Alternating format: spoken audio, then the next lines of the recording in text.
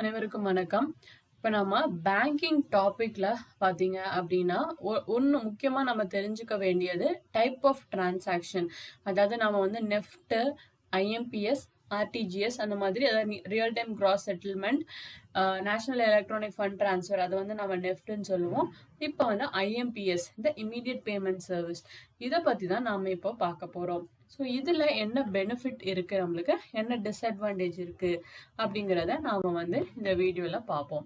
So IMPS வந்து என்ன அப்படின்னா, நம்ம ஒரு ஃபண்ட் ட்ரான்ஸ்ஃபர் மெத்தட். நான் நெட் பேங்கிங்கில் வந்து இப்போ நான் ஒரு அக்கௌண்ட்லேருந்து இன்னொரு அக்கௌண்ட்டுக்கு நான் மணி அனுப்பணும் அப்படின்னா நான் வந்து அனுப்பலாம். ஸோ இது வந்து எவ்வளோ அளவுக்கு அப்படின்னா, முன்னாடி பார்த்தீங்கன்னா 2 lakhs வரைக்கும் இதை கொடுத்துருந்தாங்க. பட் இப்போ டிமாண்ட் வந்து நிறைய அதிகமாக இருக்குன்றதுனால 5 lakhs வரைக்கும் அதை எக்ஸீட் பண்ணியிருக்காங்க. ஸோ இதுக்கு சார்ஜஸ் வந்து இருக்கா அப்படின்னா கட்டாயமாக இருக்குது. ஏன்னா நான் இப்போ ஒரு அக்கௌண்ட்டுக்கு நான் ஃபண்டு போடுறேன்னா எனக்கு உடனே அது இன்னொரு அக்கௌண்ட்டில் கிரெடிட் ஆகுது அப்படின்னா கண்டிப்பாக அதுக்கான சில சார்ஜஸ் இருக்கும். ஸோ அந்த சார்ஜஸ் வந்து பார்த்தீங்க அப்படின்னா ஒரு பேங்க்குக்கும் மாறும்.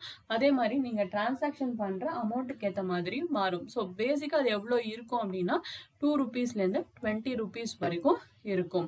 ஸோ இதில் என்ன ஒரு அட்வான்டேஜ் அப்படின்னு பார்த்தீங்கன்னா, இப்போ நெஃப்ட்லாம் நீங்கள் எடுத்துக்கிட்டிங்கன்னா ஆஃப்டர் ஒர்க்கிங் ஹார்ஸ் நீங்கள் மணி அனுப்புனீங்க அப்படின்னா மோஸ்ட்டாக அது வந்து நெக்ஸ்ட் டே தான் நம்மளுக்கு கிரெடிட் ஆகும். ஏன்னா இப்போ நம்ம அனுப்பிச்சாலுமே அது வந்து கொஞ்சம் டைம் எடுத்து தான் உங்களுக்கு 2 hours ஆச்சு ஆகும். அப்போ தான் இன்னொரு அக்கௌண்ட்டுக்கு போகிறதுக்கு. பட் ஐஎம்பிஎஸ்ன்றது இட் இஸ் அவைலபிள், அதாவது 24/7 அது வந்து இருக்குது அப்படின்ட்டு சொல்கிறாங்க. ஸோ மோட் ஆஃப் டிரான்சாக்ஷன் அப்படின்னு பார்த்தீங்கன்னா, நீங்கள் நெட் பேங்கிங், மொபைல் பேங்கிங் எது வழியாகவும் வந்து நம்ம இந்த ஐஎம்பிஎஸ் டிரான்சாக்ஷன் வந்து நாம் பண்ணிக்கலாம். ஸோ ஒரு ஐஎம்பிஎஸ் டிரான்சாக்ஷன் நம்ம பண்ணணும் அப்படின்னா அதுக்கு உங்களுக்கு என்னென்ன டீட்டெயில்ஸ் வேணும் அப்படின்னா, நமக்கு முக்கியமாக ஐஎஃப்எஸ்சி கோட் தெரிஞ்சிருக்கணும். நம்ம யாருக்கு அனுப்புகிறோமோ அவங்களோட அக்கௌண்ட் நம்பர், நம்மளோட மொபைல் நம்பர் வேணும். பிகாஸ் நம்ம மொபைல் நம்பருக்கு ஓடிபி வரும். அந்த ஓடிபி வெரிஃபிகேஷனுக்கு அப்புறம் தான் நம்மளால் ஃபண்ட் ட்ரான்ஸ்ஃபரை இனிஷியேட் பண்ண முடியும். ஸோ இதுதான் வந்து இம்மீடியட் பேமெண்ட் சர்வீஸ் அப்படின்றது சொல்லுவாங்க. வீடியோ உங்களுக்கு ஹெல்ப்ஃபுல்லாக இருந்துச்சுன்னா வீடியோக்கு லைக் பண்ணுங்கள், சேனலுக்கு மறக்காமல் சப்ஸ்கிரைப் பண்ணுங்கள். நன்றி, வணக்கம்.